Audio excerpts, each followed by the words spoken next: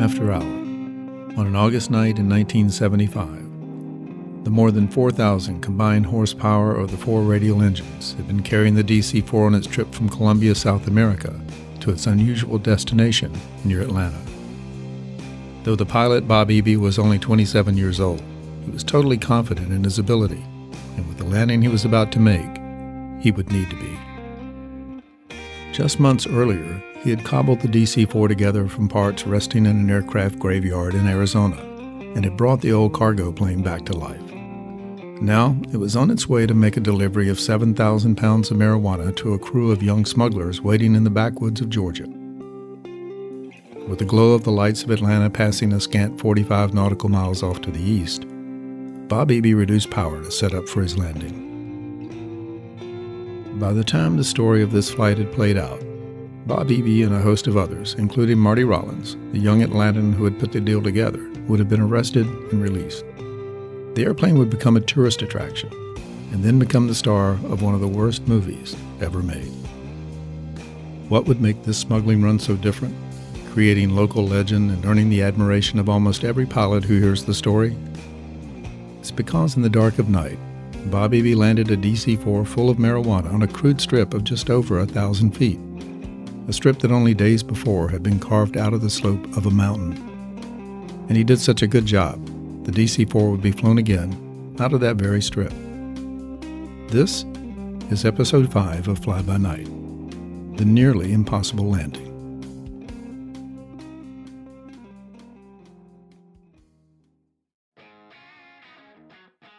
Before pilots like Bob Eby could fly a shipment, someone had to put the deal together. Like any other business, an aerial smuggling run had to be funded, crews had to be hired, a schedule set, provisions made for the plane, and they needed a place to land at each end of the flight. In short, a plan required an organizational leader, a boss, if you will. For the smuggling run that came to be represented by what is called the Pot Plane of Polk County, that boss was Marty Rollins of Atlanta.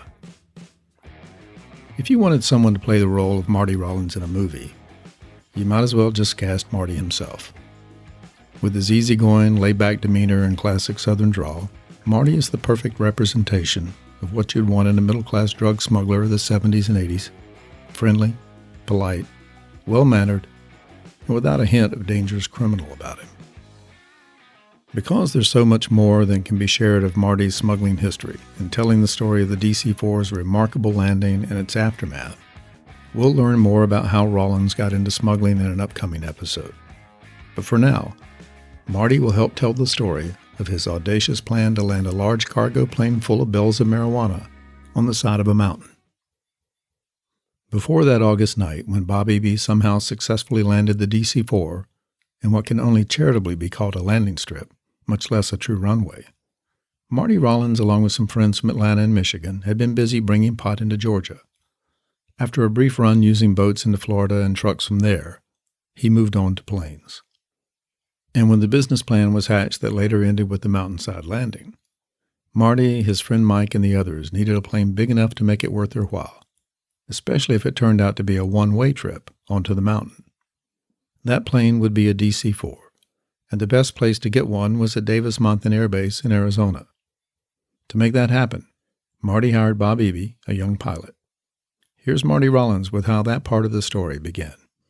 So we approached Bob, and he said, told him we wanted to buy a big airplane, and he said, well, I can go out and put us one together out at, the graveyards out there in Tucson, and that's what he did. He went, we gave Bob a bunch of money, and he went out there and bought the DC-4 and put it together for us, and I headed off to Columbia to go meet the contact. After building a relationship with suppliers in Colombia while Eby was busy in Arizona, Marty's first plan was to have Eby fly the first trip in the Skymaster into Florida with a cargo designed as mail bags. With the help of friends, Marty started to prepare the bags, going as far as stenciling fake Postal Service logos on them. They quickly abandoned that plan and decided to try the straightforward approach, and after dealing with some engine trouble in Puerto Rico, the first load with the DC-4 was successfully offloaded in Fort Lauderdale, but not without some drama. So we just went and landed right there at Fort Lauderdale and loaded. Then we came in and parked the airplane at 4 or 5 o'clock in the afternoon, and then about 10 o'clock at night, we all went out there on the backside of the Fort Lauderdale airport and started unloading. And I saw over on the other side of the airport, the car lights come on, and this car came over and sat in front of the airplane. We were all in the woods waiting to see what the security guy was going to do, and he just sat there for a little while and then went back over on the other side of the airport, and we finished unloading and bringing the pot back up to Atlanta and selling it here. And about that time, it was time to go again. With the Fort Lauderdale run behind them, Rollins and his partners wanted to shorten their drive with vehicles loaded with pot. Having the plane make a run all the way into the Atlanta area would speed up the transport and have the added benefit of reducing their exposure during the long drive. The DC-4 was capable of making the long run, so all they needed was the right place to land. They decided to take an unconventional approach to solve that problem. When Rollins needed a runway near Atlanta, he could have looked for a quiet country airport with a cooperative owner, but that wasn't his choice. Instead, he decided to build his own airstrip and called upon friends to help. And like I said, then we got together and said, well, let's build on an airstrip. And I happened to have a friend, that pretty wealthy guy, and was in real estate. And I went to him. I said, you got any land big enough for me to build an airstrip on here? I can land a DC-4 on? And he said, yeah, we got some out in Polk County. And I think they had bought that land out there in a LLC situation, because at that time there was talk about the second Atlanta airport going in out that way. So that was speculation land. So I happened to have a girl I was going with at the time. She had a friend who's was in the bulldozing business. His uncle had a business, and so I said, I want to build an airstrip out here for me. So they went out there, and they were out there, I guess, probably about 3 weeks, building the airstrip, and I was out there and everything. And as Marty and his friends were finishing the airstrip on Treat Mountain, it was time for Bob Eby to come from Florida to determine if he could land the DC-4 under such challenging conditions. Marty recalls Eby's response and his suggestion on how to help him identify the end of the strip in the dark night. And then Bob came up and he said, yeah, that's fine, ain't no problem. He says, see that tall tree down there at the end of the runway? He says, put a guy up in that daggone tree with a big light coming out of the top of that tree, so I know where the end of the runway starts. And so, no problem. So we put a guy up in the tree. And so let's review this part of the plan. Bob Eby will be bringing a very large and very heavily loaded cargo plane in for a landing at midnight in the sparsely populated, hilly, and very dark countryside northwest of Atlanta. He'll be heading for what can barely be called a runway that will be lined on each side by the equivalent of Christmas tree lights powered by a portable generator. And to mark the end of the runway, he has asked for someone to climb a tree and use a bright light as a beacon. Marty Rollins picks up the story again, with the unfortunate result for the man in the tree. When Bob came in that night, he knocked the guy out of the tree, and he caught the top of that tree right there, and then he landed. A trucker had seen the plane come by, and Bob had turned on his landing lights right before he landed. Now, what the hell did he need the guy in the tree for? If he's going to turn his lights on, well, I thought that defeated the purpose. So a trucker was coming by and saw it and thought it was a crashed airplane. So police were out looking for that. And as I was leaving, and Mike was following me in his truck, I was in my, I had a new Chevrolet Blazer. And as I was leaving, Mike was following me. He stopped where he was going to unload his pod, and I went on in and came to this little town, the next little town up there, and a police car was backing out of the police station. I stopped for the red light, and he just kind of rolled up next to me with his window down and says, how about pulling in the police station over? And I said, well, what for? He said, well, I don't know. He says, somebody just called and told me to stop a red Chevrolet Blazer, and you're it. During the next hour, Marty waited to see if the other members of the crew had gotten away in their trucks filled with pot. But it wasn't long before the small-town jail began to fill up with what would eventually be 14 people arrested, either that night or soon after. And though they wouldn't know it for a while, during what seemed to be a night of bad luck, Rollins and his crew would be gifted with a get-out-of-jail-free card in the form of a bad warrant. Before that happened, Rollins, his partners, and their crews would have the experience of a week-long stay in a small-town Georgia jail. So they took me into the police station, and I sat there, and about 30, 40 minutes later, the guy who was driving the truck came in. So we acted like we didn't know each other, and then after the police had kind of gone out, it didn't look like anybody was in there listening to us. I asked him, I said, well, the truck's empty, right? And he said, nah, he says, and there's 3 other guys laying in the back of it. They went and got a warrant for moonshine. Well, this officer that pulled the truck over used as an excuse to get a warrant that he thought it was a moonshine operation. But he had no reason to believe there was a moonshine operation. So the search and seizure law is such, the seizure is one thing and the search is another. He didn't have the right to seize it, so they didn't have the right to search it. So they call it the fruit of the poisonous tree. Everything came from that stop of that truck, where any evidence they found after that is all no good, because it all has to be thrown out, because everything revolved around the stopping of the truck. And it went back and forth for months and months. They knew they had a bad bust and everything, but the federal government knew it was real iffy, but it made so much publicity that they couldn't just ignore it, And so basically they just let it die. With their good fortune of a bad warrant becoming their walking papers, Rollins and his partners had still paid a large price for their attempt to land their DC-4 on Treat Mountain.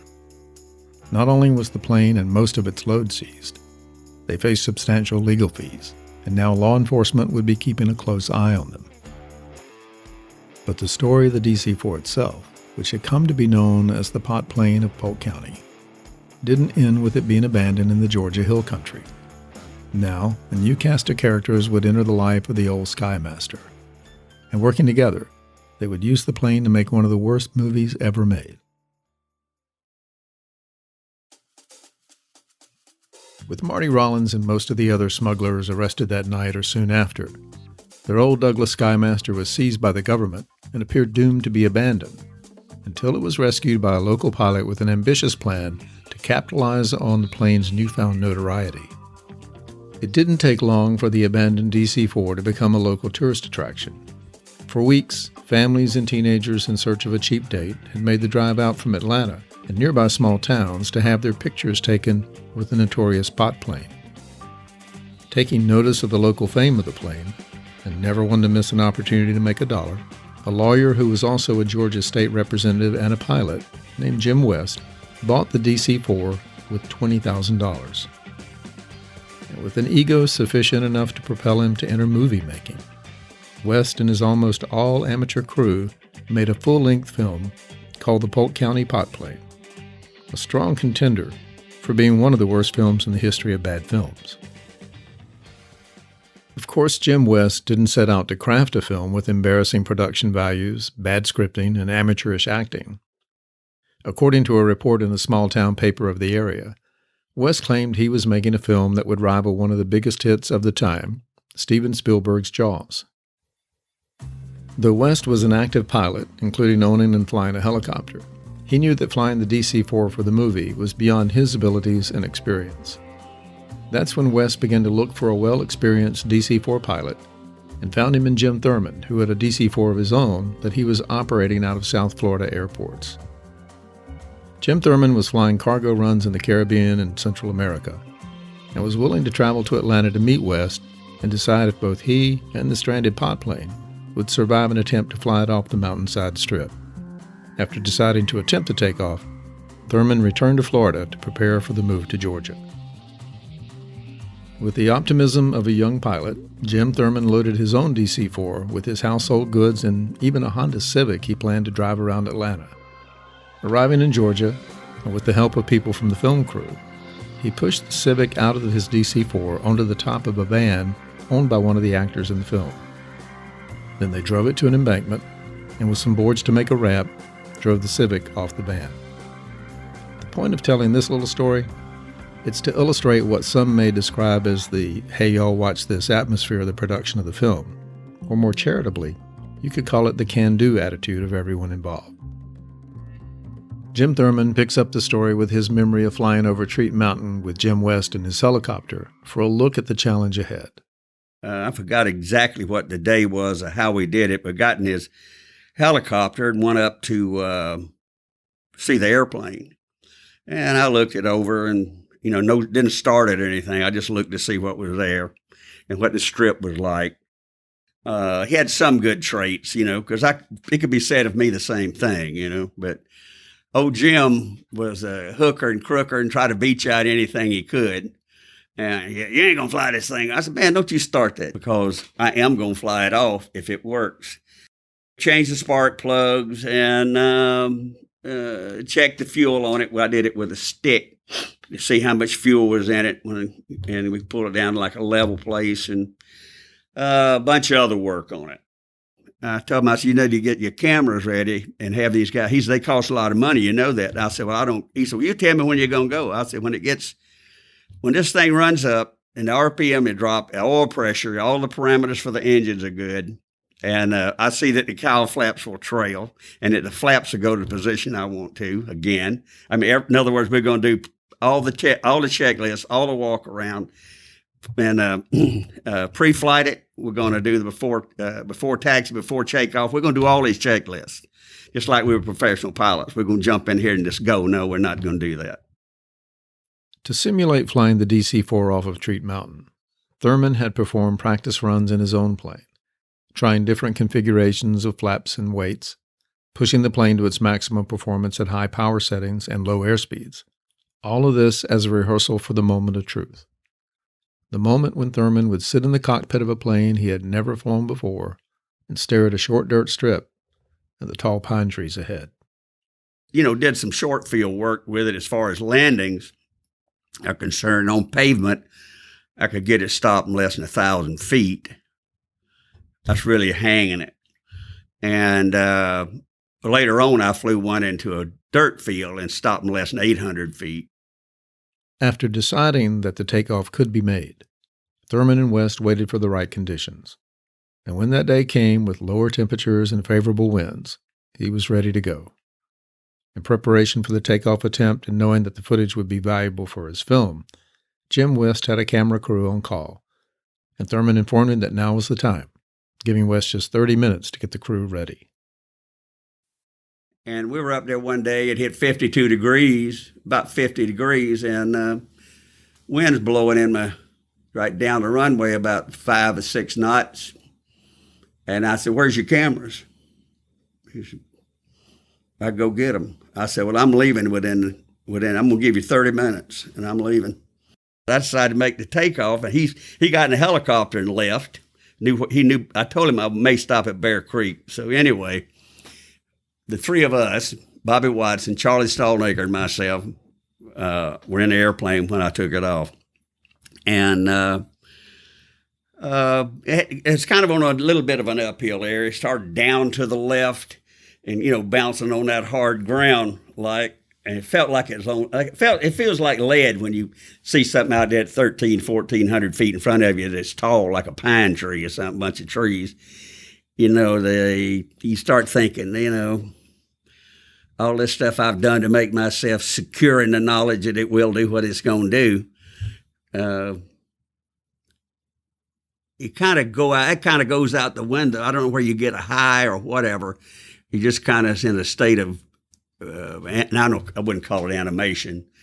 But anyway, got off and flew down to Bear Creek and landed there. And from there, Jim started his movie. Now, if they'd have had some real direction, they'd have made a real good movie, but they made a terrible, terrible piece of film. Perhaps the best way to describe the film, both known as The Pot Plane of Polk County and In Hot Pursuit, is that it's an extremely low-budget attempt to mirror car chase films of that time like Smokey and the Bandit, which Thurman recalls was actually shooting some scenes in the same area at around the same time.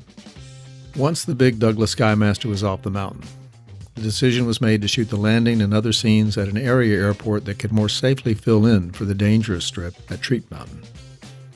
To get one of the action shots Jim West wanted, Thurman was asked to drag a wingtip through the top of pine trees while on short final, And as with most movie making, the director wanted a number of takes, each time asking for more branches of the trees to be knocked off. For Thurman, that meant successive runs at higher speeds each time. So we decided to film some of the stuff and had a camera sitting in the middle of the runway. This guy's down there with it. I was going around. They wanted the trees to explode, right? So I said, all right. So I'm slowing up to about 60 and coming in over the fence, and it just plopping down, right? I mean, it just, you got to be, when you take the power off it, you better be close to the ground. In other words, it's coming down. So I come in there the first time, and they said, well, just the gear seems to have hit the trees. We didn't see anything. Small pine trees.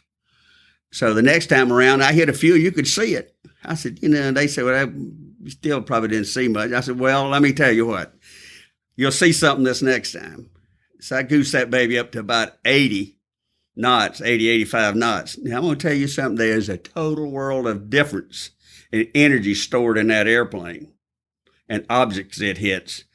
A whole world of difference between 65 knots and 85 knots. I mean, you talk about exponential. You better go see what squares and cubes are and understand what that means, because you're fixing to be in that world. I hit those trees, and it sounded like rifles going off even up in the cockpit.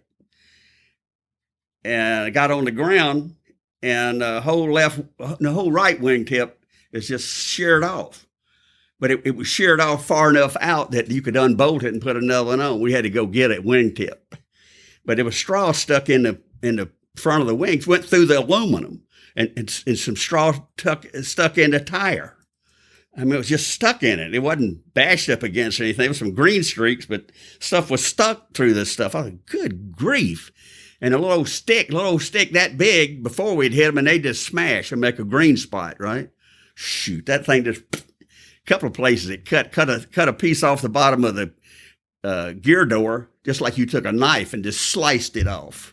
Just a little bitty piece. You could tell what it was because there's pieces of the bark on up the top of it. Whoa.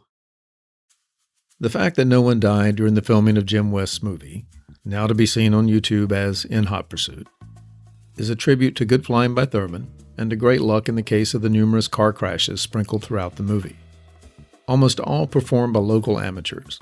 The car and truck stunts included the shearing off of the top of a car passing underneath the trailer of a truck, while the driver is protected only by a football helmet while bending over as low as possible in the seat.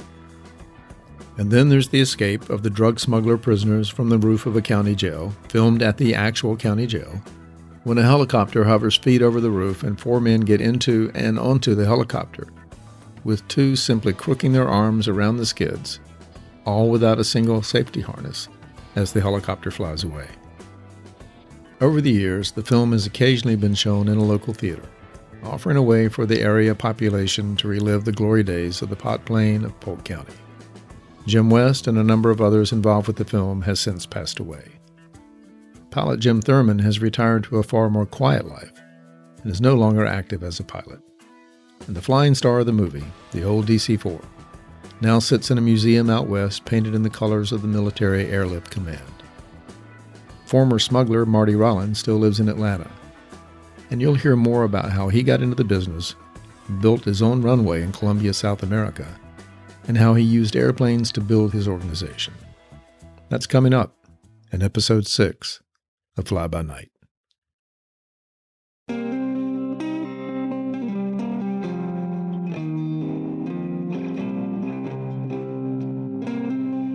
Fly By Night is brought to you by Midnight Flyer Media. Theme music is Darker by Henrik Anderson with additional music by Abe Stites. Show art is by Einie with additional design by Abe Stites. The show is produced and hosted by Charles Stites with editing by Abe Stites and additional audio support by Resonate Recordings. If you like what you hear, please leave a rating and a review, and subscribe to Fly By Night wherever you get your podcast. For photos and more on the key players in each episode, visit flybynightpodcast.com.